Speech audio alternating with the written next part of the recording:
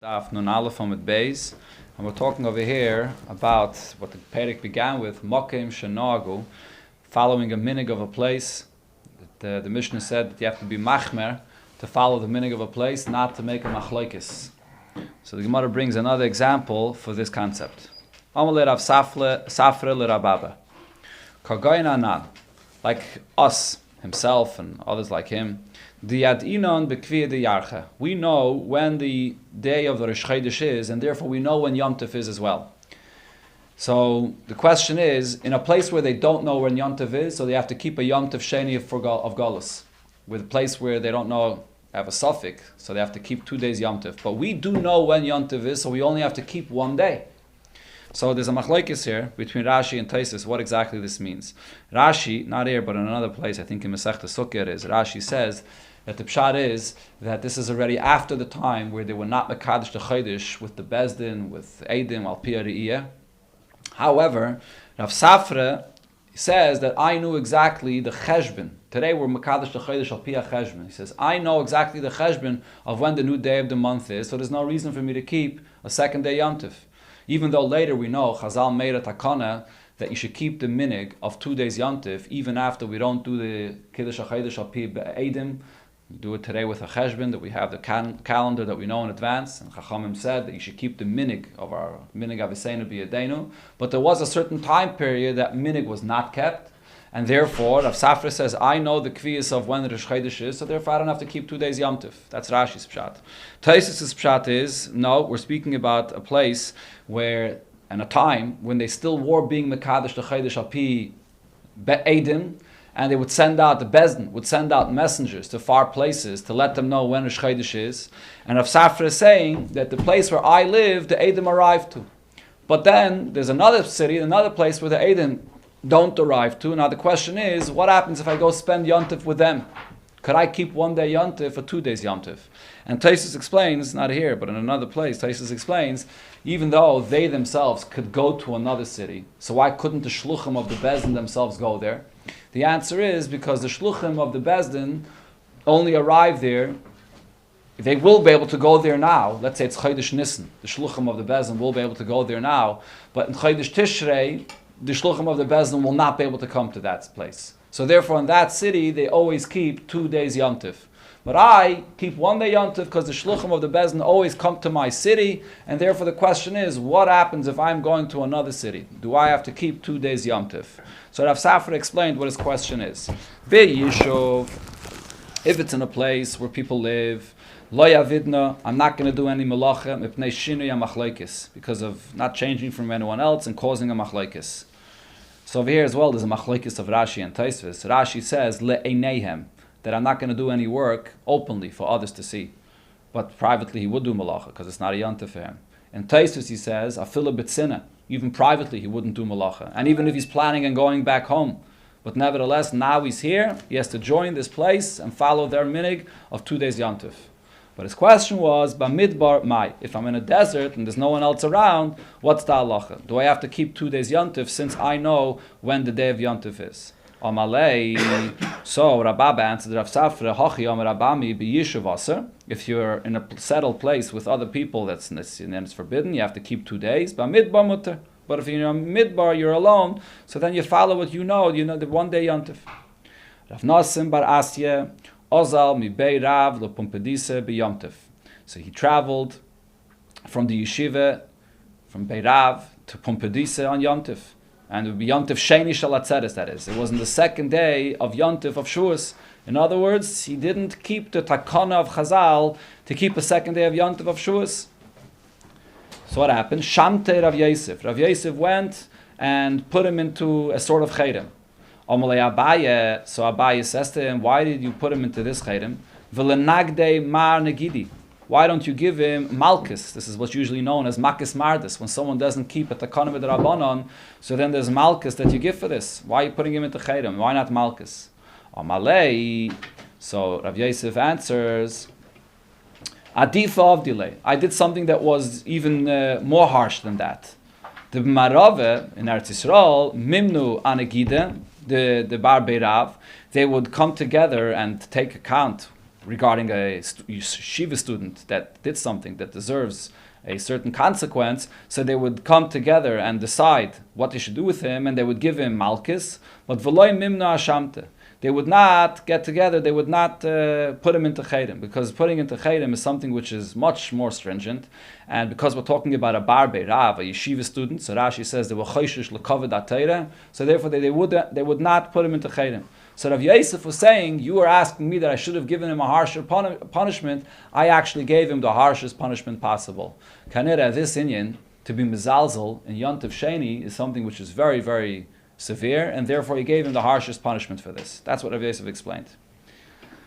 Amalei Abaye, Ikadamri. Others say that no, the whole story is in the reverse. Nagde Rav Yosef. Rav Yosef only gave him lashes. Malchus Mardas. He did not put him into Chayrim. Amalei Abaye, so Abaye asked him the question, the Shamte Mar, for such a thing, going on Yontif, traveling on Yontif, you should put him into this sort of Chayrim. The Rav Shmuel, the Omri Tavayu, and Rav Shmuel both said this. Min Nadin al Shnei Yomim Tovim Shel Galius. Anyone that does not keep the Takon of Chazal to keep both days of Yontif, he's placed into this Chayrim. Amalei, so he answered him, Nohanim Mili Inish Alma. That's true about any people. But Hacha Tzurbe Midrabananu. Over here, this is a Talmud Chacham. The Tavalei Avdi, I'm going to be more lenient with him. The Marave Mimnu Anagadita. The Barberav in Marave, they would decide to give a person lashes for something that he did not do right for. Here we're talking about a yeshiva student, a Talmud Chacham, but V'loi Mimna Shamte. They did not put him into Chayrim. They gave, because of Kavod HaTeirah, so they gave him a certain benefit that they brought down the consequence one level lower. So therefore I only gave him lashes and I did not put him into Chayrim. Okay, that's the conclusion of this inyan, Benegeh to the Minhagim, and over here Benegeh to Yom Tov Sheni Shel Galius. Now we go back to what it said in the Mishnah. And the next blot of Gemara is going to be all about Shemitah. Because it said in the Mishnah that there's a halacha that's called biur, which is, in time of Shemitah, as long as the animals in the field have fruits, produce available, so you're allowed to take from that into your house to eat for yourself. But if it's kala, l'chaim, and asada, there's nothing available in the field anymore, so whatever you have in your house, you have to take out and put out into the field. So the Mishnah spoke about in Shemitah, a person that goes mimokim shekalu l'mokim shaloi kalu, or mimokim shaloi kalu l'mokim shekalu. Person's going from one location to another, from a place where there's nothing left in the field to a place where there is, or vice versa. So what does the Mishnah say? That you always have to go l'chumrah. Either you go al-Khumrah according to the place that you came from or the place that you arrived to, and you have to take out your food from your house and place it in the field. Now the Gemara is going to focus on what Rabbi Yehuda said. What did Rabbi Yehuda say? Rabbi Yehuda oime tzei v'havei l'cha af ata. Go out you as well and bring for yourself. What's the simple pshat of the Mishnah? What Rabbi Yehuda was saying is, l'chayra, even when you come to a place where there's nothing left in the field anymore, but if he came from a place where there are still things left in the field, he can say, I come from a place where there's still food available in the field. And if you want, you can go there and you'll see. You can bring from there as well. And therefore, I'm going to leave my food in my house. I'm not going to take it out into the field. That's what it seems like Rabbi Yehuda is saying. The what? Yeah. This is Minat Torah. This is based on Psukim. No, not at all. This is based on Psukim. The Gemara is going to bring soon the Psukim. Sagt the Gemara, Kayetze by Hamelech Peres Shvius v'chulu. So then Rav Yehuda said that you don't have to take it out. Rav Yehuda says, look, in the place that I came from, it's still available. Fragt the Gemara, V'les leila Rav Yehuda ha'detnan. Does that mean that Rav Yehuda disagrees with what it said in the Mishnah here? The whole rule that the Mishnah said, Neisnen all of chumrei amakim sheyotza misham, v'chumrei amakim shehalach l'sham. That we place on the person the chumris of the place that he came from there, and the chumris of the place that he arrives there. That's the beginning of the Mishnah. Rav Yehuda didn't argue on that. The Mishnah says that you always give him the chumris of the place that he came there. So why if you're benegeh to Shemitah, don't we say the same thing? That now he's in a place where you have to take out the food, because if you're here, there's nothing left in the field anymore, so you should be obligated to take it out. Rav Sheisha Berei Ravidi. So Rav Sheisha Berei Ravidi says, Milsa achrite ka'am Rav Yehuda. Rav Yehuda is speaking about a completely different case. Or Rashi actually here says, Milsa achriti ka'amar Tanakama. That Rabbi Yehuda was responding to another thing that really the Tanakama was speaking about. V'hachi ka'amar. This is what the Tanakama was saying. There was another point that the Tanakama was machadish that Rabbi Yehuda argued. Oy mimakim shaloi kalu. L'makim shaloi kalu. If this person travels from one city to another, and in both places there's still food available in the field. But then, when he comes to this new city, and there's still food available in the field, so he can keep his food in his house, V'shama shakolu b'mekoymai. And now he hears that the place that he came from, the food over there is already not available in the field. Chayiv levaya. He's going to be chayiv to take the food out of his house. A tremendous chiddush. Even though the place that you're in right now, the food is available in the field, but you hear that the place that you came from, the situation changed, you're going to be chayiv to be mevayer. Rabbi Yehuda Omer, on that, Rabbi Yehuda argued and said, Tzei v'havi l'cha af ata meheiche de isnu. You could also look right over here where we are right now. Right over here, the isnu, where we are right now, you can see that there's still food in the field, and therefore, v'hale kalalu, the food right over here is not gone. When he was in that other place before, there was still food available in the field. Where he is right now, there's still food available in the field. So Rabbi Yehuda is saying, I don't have to follow the status of the place where I came from, because there the food was not available in the field. Look where we are right now. Mehechede isnu, where we are right now, the food is still available in the field, and therefore, I can bring it out. I can leave the food in my house, that is. That's what Rabbi Yehuda was saying. So Rabbi Yehuda does follow the minig hamakim. But what we're talking about is that what changed was in the place that you left, not in the place that you are right now. The emphasis is that some Mefarshim ask that the Gemara should have sort of said chsure mechsere. The Gemara is inserting a pshat in the Mishnah that doesn't say in the Mishnah. But the Gemara is basically saying that this is what the Tana meant to say when he said mimakim she loy kalu, or mimakim she kalu lemakim she loy kalu. Mimakim she kalu meaning that now it's kalu there, not that before when you left there it was kalu. Now it was kalu in that place, and the Tanakama was machadish that even though when you were there it wasn't yet kalu. But still, now because there's nothing left in the field over there, so therefore you have to go according to the status of the place that you came from. And on that, Rabbi Yehuda argued. So the Gemara, L'meimre, should we say that Rabbi Yehuda l'kula kama, that Rabbi Yehuda is being lenient? He's arguing with the Tanakama and being lenient. V'amar Rabbi Elazar said, we have a tradition, Lo amar Rabbi Yehuda ela l'chumra. Rabbi Yehuda is coming to be more stringent than the Tanakama. Elo, says the Gemara, you're right. Rabbi Yehuda is being more stringent. We're going to follow the same case that we just mentioned, but in the reverse. Eipuch, and as follows. Ein chayiv levayer, the Tanakam is saying, the case that we just spoke about, you won't be chayiv to take it out of your house. Again, the case is that the place you came from, when you were there, was available in the field. But now, you find out that in the place that you came from, it's not available anymore. So the Tanakam says, in such a case, you're not chayiv to take it out. Rabbi Yehuda says, "Tzei v'havi l'cha afata mehechet da'aisinu." You go and look in that place from where I came and see if you can bring anything from that field over there, from the place da'aisinu. Here before we said mehechet da'isnu. Mehechet da'isnu means from where you are right now. Mehechet da'aisinu means from where I came. From where I came from over there, it's already gone. It's not available in the field anymore. V'hakalaluhu. So therefore, what Rabbi Yehuda is saying is, Adarab, he's saying, L'chumra, go see, is there anything available in the field, in the place that I came from? You can't. So therefore, he's going to be obligated to take out what he has. So Rabbi Yehuda was machmer. He has to go back? He doesn't have to go back. What he's saying is that you look back. The status for him goes according to the place where it came from. Abai says, Lo'ilam kidiktani. You could learn the Mishnah like it says. And this is how you have to interpret the Mishnah. The Mishnah means as follows. This is another pshat here.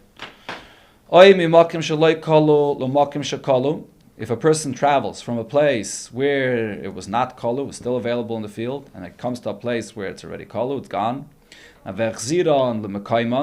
now he goes back. He goes back to the place where he came from, where it's still available in the field, and it's still available in the field. Says the Tanakama, he's not chayiv to get rid of it from what he has in the house. He came back, and it's still available in the field there. Rabbi Yehuda says,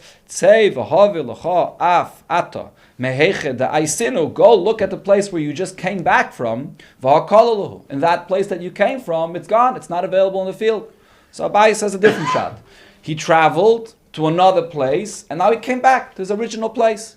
So because he traveled somewhere temporarily, and in that place it was kolol chayim and asadeh, so even though he came back to his original place, and where he is now, it's available for the chayis in the field. Nevertheless, he's going to have to get rid of it, like in the place that he came from. This the Gemara asks, Maskef lo Rav Ashi, le Rabbi Yehuda. According to Rabbi Yehuda, atu agabe de chamre kaltinu, because the person temporarily traveled on a donkey with his food to another place, does he become absorbed in that place permanently? That even if he returns back to where he came from, nevertheless, he's going to have to follow the status of the place that he was in. He was only there temporarily. He returned. So does he become absorbed in the status of that place forever? There's no logic to this. Elam Ravashi. So therefore Ravashi says a third pshat. V'plukte tahani tanoi. They're arguing in the machlokes of the following tanoim. The Tanan, it says in the Mishnah, Hakevish shloisha kvashim b'chavis achas. If a person takes 3 different vegetables and he's putting them together into one barrel, he's pickling them together in one barrel.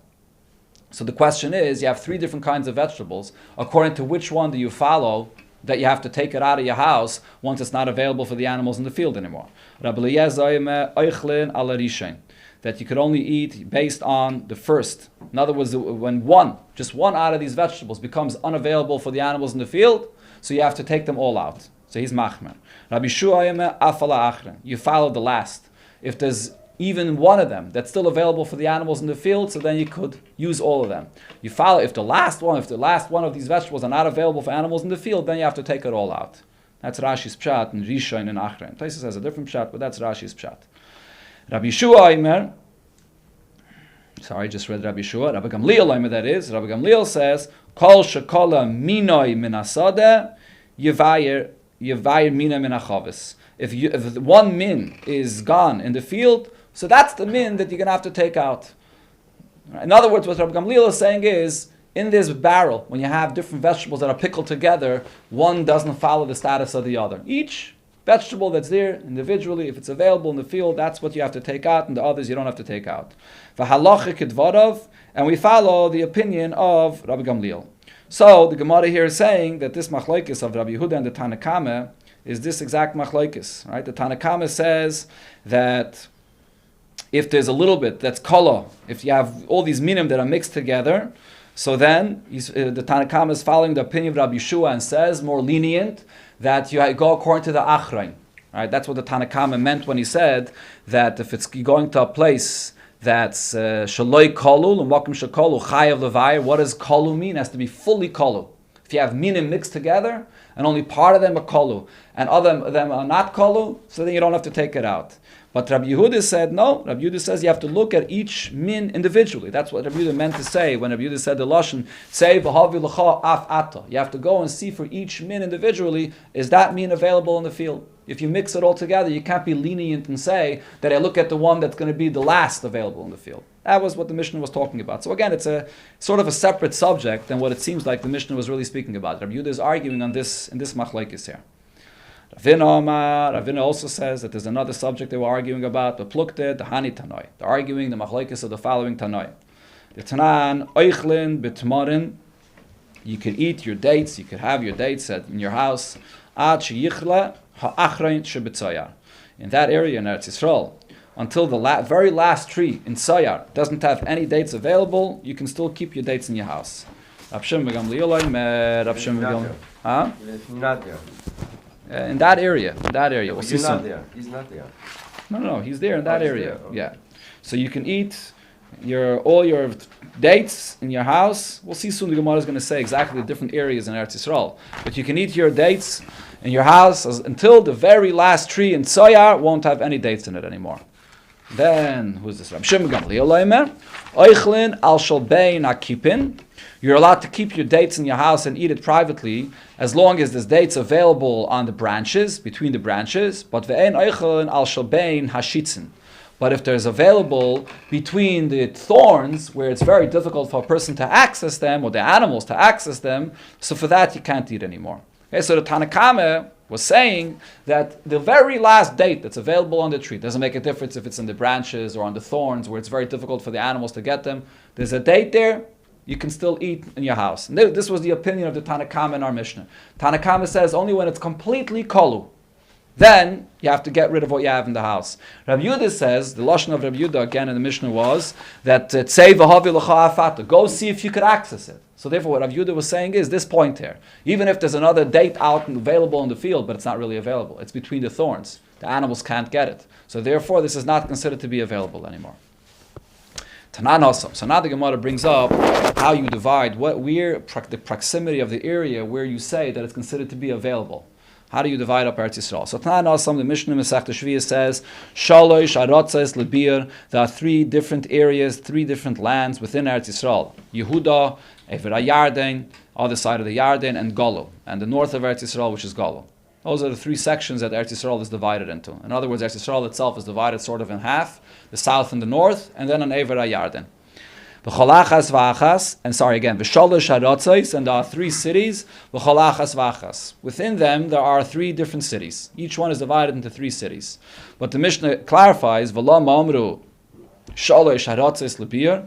Why does it say that there are only 3 areas when it comes to determining whether it's available in the field or not? So you divide it only in these 3 areas. Why don't we divide it into 9? If you're telling me each one of these 3 areas has 3 cities, so doesn't that mean we should divide it into 9 different areas? The reason is because no, we only divide it into 3 areas. These 3 areas until the last of these in this entire area of Yehuda. In all the 3 cities, if there's any tree or any area that's still left of this of this kind of food, you don't have to take it out of your house. That's really divided only into 3 areas. That's the Sholosh Harotzos Lebir. Taisus of here asks, so if there's only 3 areas for the beer, Yehuda, Golol, and Ever HaYarden, so what's the relevance of the fact that the Mishnah mentions that there's another 3 cities? So Taisus has a whole different shot than Rashi, but the Mefarshim say that even according to Rashi, there is a relevance to these 3 cities because there's different stages in the beer actually. We're not learning here all the halachas of Shemitah, but when it comes to being mevayer, getting rid of from what you have from out of your house, there's the full beer when you have to totally get rid of it, and then there's an earlier stage of beer where in your city that you don't have available anymore, so then it's given to the Bezdin, and they ration the food to give everyone according to their needs. So that's a middle stage of beer that the Mishnah is hinting to or talking about when it speaks about the 3 cities. Okay, that's just a fa'am for the pshat in the Mishnah. But here, this is the Mishnah what gives you the areas. Now the Gemara brings a different story about this inyan. Mina and Emilio. First, the Gemara brings the source for this. The way it's divided into different sections. Mina and Emilio. Omar Rav Chama bar Ukva, Omar Rav Yosi bar Chanine. Omar Kra. The pasuk says, "V'lo vehemtecha, v'lo chayo, asher ba'artzecha." Right, so the continuation of the pasuk is Tia kol tvuasa lechol. As long as you have available for the animals, the wild beasts in your land, so then you're allowed to keep in your house. So kozman shechaya chelis manasada. As long as the animals can eat in the field, they have a food available there. Hachal behema shebebayis. So then you can bring in food privately and give to feed to the domesticated animal in your house. Kol lachaya shebasada. The wild beasts don't have what to eat in the field anymore. Kol lehem tchol menabayis. So then you're not allowed to feed it, you're not allowed to have it in your house privately. So now how do we know to divide it in these sections? V'gemiri, and we know the ein chayish beYehuda gedela al perish begolol. Ve'en chayish begolol gedela al perish beYehuda. These sections are divided in this place because this is till where the animals go. These animals had their areas and they're divided in this way that they use the perish of this area, not from another area. So that's the whole point of it. When it's available for the animals in the field, so then you have to take it out of your house. This is the source, this is the pasuk. Tan Rabbanan, another halacha the Gemara brings up over here regarding Shemitah. Peiris shiyatzim Eretz Yisrael l'chutz la'aretz, fruits from Shemitah that were taken out of Eretz Yisrael. So the halacha is, you're not allowed to eat it, you have to get rid of it. But mizbarin b'chol makim shehein. You can get rid of it wherever it is. You don't have to bring it back into Eretz Yisrael. Rab Shimon ben Elazar says, no, yachsaru l'mekayman v'yizbaru. You have to bring it back to Eretz Yisrael, and over there, you have to get rid of it. Okay, so again, we're talking about not stam that if you take it out of Eretz Yisrael, you have to get rid of it. There's no halacha if you take it out of Eretz Yisrael, you have to get rid of it. When the Zman HaBir comes, that you have to get rid of it, so there's that, when you took it out of Eretz Yisrael, do you have to bring it back into Eretz Yisrael or not? So Rab Shimon ben Elazar says, yes, you have to come back to Eretz Yisrael. Shenema be'artzecha. In their land, in Eretz Yisrael, you have to bring it back and get rid of this food. Gemara, that's what you're learning out from the word Ba'artzecha. But ha apikte, didn't we just explain Ba'artzecha is coming to divide the 3 different sections that you only follow what's doing in your land, whether it's Yehuda, Golol, or Ever HaYarden. Here we're saying another drasha that you have to bring it back to Eretz Yisrael. Answers the Gemara, no, there's room for 2 drashas here. Kribe ba'aretz ba'artzecha, that the pasuk could have said ba'aretz, which would also mean your land, but it says be'artzacha. It emphasizes your land, meaning to come back to Eretz Yisrael if you took it out. That's how you have two drashas. Yinami me asher ba'artzacha, because it says asher ba'artzacha, so the asher is extra, and therefore we could learn out both things, both that you have the different sections of Eretz Yisrael, and that if you go out of Eretz Yisrael, you have to bring it back in.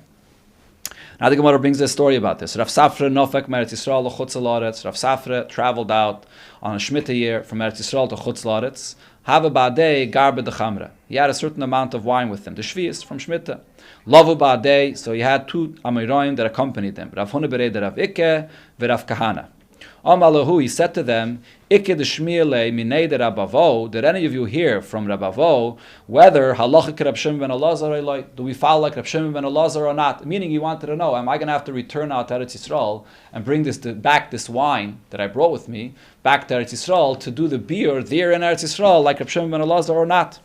Amalei Rav Kahane, so Rav Kahane said, Hachi Yam Rabavo. Rabavo said, yes, halachic Rab Shimon ben Elazar. We pass like Rab Shimon ben Elazar. We got to go back. Amalei Rav Huna bered Rav Ikke. Rav Huna bered Rav Ikke argued and said, no, Hachi Yam Rabavo, ein halachic Rab Shimon ben Elazar. We don't pass like Rab Shimon ben Elazar. You can get rid of it over here. You don't have to go back to Eretz Yisrael. Amar Rav Safra nekoit ha klala de Rav Huna biyotcha. You can listen to this psak din that Rav Huna said. Why? The dayik v'gam shmaitase mipume de Rabbe. He's very precise and he learns from his teacher. Kerachba de Pumbedisa. The same way that Rachba, which was another Amayra that lived in the city Pumbedisa, which was very precise in the way he quoted his teacher. The Omar, and the Gemara brings an example of how he was very precise in quoting his teacher. The Omar Rachba said, Omar Rabbi Yehuda. Rabbi Yehuda said, Harabayis stov kofel hoya. The benches that were around the Harabayis were a double row. Stov lefnim stov. One row of benches within the other row of benches. So what was so unique about the way Rachba repeated this? So Rashi says, not here, Rashi and in other places, in Sukkah and Brachas, Rashi says what was unique is that stav is a very unusual word.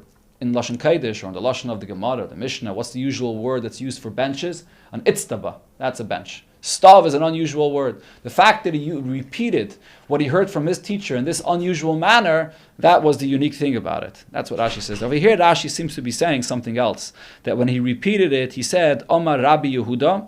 And he said, Rabbi Yehuda, because there was a suffix who this was heard from. Did he hear it from Rav Yehuda or Rabbi Yehuda Nesiya, which were two people in his generation? So he said it in a way that it should be clear that he's not sure who he heard it from, and he was medayik, that people should know that he's not sure who he heard it from. He was very precise to repeat it in the right name of the person that he heard it from. That's what Rashi here says. Upon him, you see that Rachba was very medayik in what he said. So Rabbi Vo said that this Rav Huna over here was also very medayik, so we could be lenient like his opinion.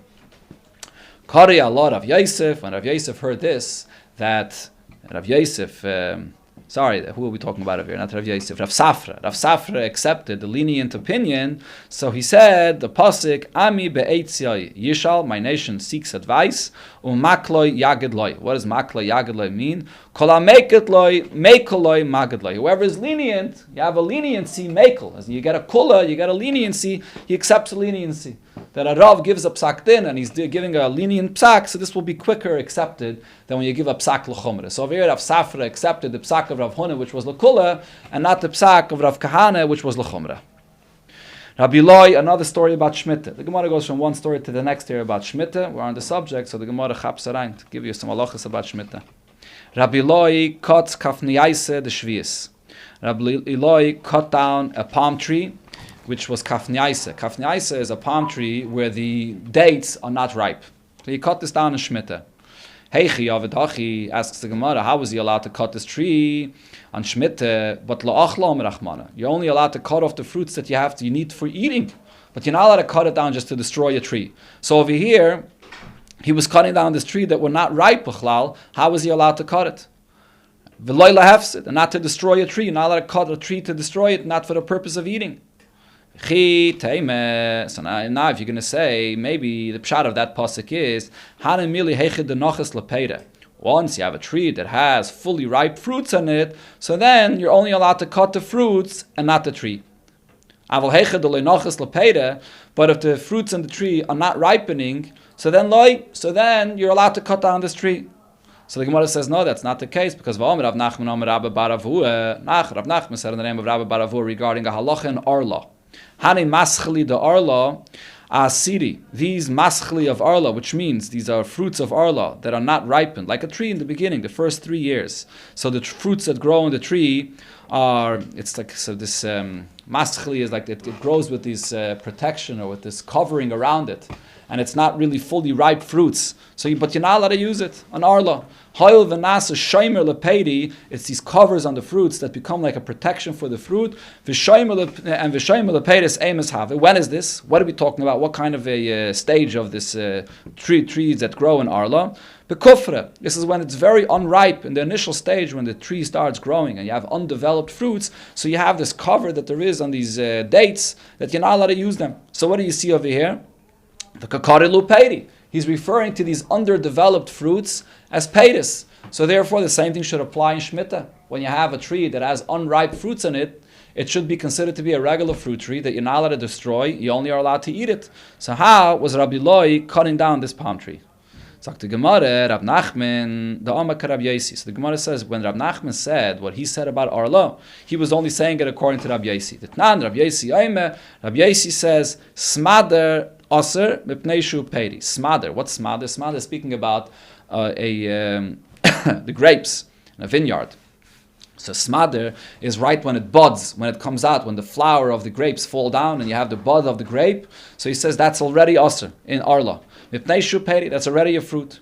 But a pligir Rabbanan Allah. Rabbanan argue on this, and Rabbanan say that when you have these buds of grapes, it's not Aser yet. So therefore, we follow the opinion of the Rabbanan that says when you have these little buds of grapes, or you have unripe dates, it's not considered to be a fruit b'chlal, and therefore you're allowed to cut down this tree. Maskefla Rav Shimon ben Dois. Rav Shimon ben Dois asks on this, Umil pligi Rabbanan alei Rav Yosi. Does Rabbanan argue on Rav Yosi? Bishari Lonis, when it comes to other trees, you're bringing me a braise of Rabbi Yossi that spoke about specifically a vineyard. He's speaking specifically about grapes. Maybe over there the Rabbanan are arguing regarding grapes, but not regarding other trees. Because Vatanan, we learned in the Mishnah regarding Shemitah, at what point are you not allowed to cut off a tree in Shemitah because it's a fruit tree? And a fruit tree is not allowed to be cut. You're only allowed to eat the fruits from it. Beis Shammai says, all trees, when the fruit comes out right at the beginning of the season. Rashi says in Nisan, right at the beginning when the fruits show a little bit, you're not allowed to cut down these trees. Beis Hillel say no. Hacharuvin, the carob trees, only when you have chains of these carobs. V'agefanim, the vineyards, mishiyagriu, when you have Yagriu means when you have like kernels of grapes. Va'azeisem mishiyanitzu. And the olives when they blossom, when it comes out, when the flower falls off and you see the olives. But v'shar kolilonois mishiyitziu. Then Beis Hillel himself said, all other trees, as soon as it buds, right at the beginning, in Chodesh Nisan when it comes out, you're not allowed to cut off the trees anymore. Mishiyitziu when it comes out. V'amar Avasi, just let's finish off this Indian over here. So Avasi said, Hu Beiser, Hu Girua, Hu Pola Lavan. Avasi said, talking about, what did the Beis Hillel say over here? Beis Hillel was talking about the grapes. The grapes, he said, Mishiyagriu, when it becomes like a kernel, when the grapes become like the size of a kernel. So Ravasi said, what does that mean? Beiser. Beiser means unripe grapes. He says Beiser and Girua, kernels, and Pola Lavan, like a white bean, it all means the same thing. That's the stage of the grape when it's ripe enough, you're not allowed to cut it down. So the Gemara clarifies, Pola Lavan Salkadaitach. Are you saying that we're talking over here about a white bean, a grape that's like a white bean? What kind of a comparison is this? Elaeme, what it means to say is shiyuroi kapol halavan. When the grape is large enough, like a white bean. That's when the grapes are large enough that you're not allowed to cut down the vine anymore. Na'uman shamet le de omar beiser in smader loy rabbanon. Whose opinion is this following over here? This is the Rabbanon. So basically what the Gemara is saying is there's 3 stages in the grapes when it grows. There's what's called fully ripe grapes, anovim, fully ripe grapes. And then there's the beiser, when it's half ripe. And over here we're saying when it comes to the size like a white bean, or we also call that like a kernel. And then there's what's called smader. Smader is the earlier stage, as soon as the flower falls off. When you just see a tiny little piece of a grape, it's much smaller than that. Over here in this Braisa, Beis Hillel is saying that it's not enough smader when it's at the earliest stage. It has to be beisar already. When you have already a grape that's like a white kernel. So whose opinion is this? This is the Rabbanon. Rabbi Yossi before said, even in an earlier stage, it's already considered to be a grape, even when it's still smader. Ve'kotani, what does it say in this Braisa? Shar koloi lonois, all the other trees, Misha Yetziu. As soon as it starts coming out in the month of Nisan, you're not allowed to cut it down. So we see over here that when it comes to all trees, even when it's mamish unripe, as soon as it starts coming out, you're not allowed to cut it down. So the question remains in Rabbi Loi, how did he cut down this tree of the unripe dates? If even according to the Rabbanon, you're not allowed to cut it down. So the Gemara answers, Ella Rabbi Loi b'denischani cuts. Rabbi Loi was cutting down a tree of nischani. Now she says this nischani tree is a tree of a palm tree where the dates on it never ripen b'chlal. They never become ripe, and you cut them off the tree very early on, and then you just put them in a basket and they ripen over there. But this is a tree that never becomes ripe.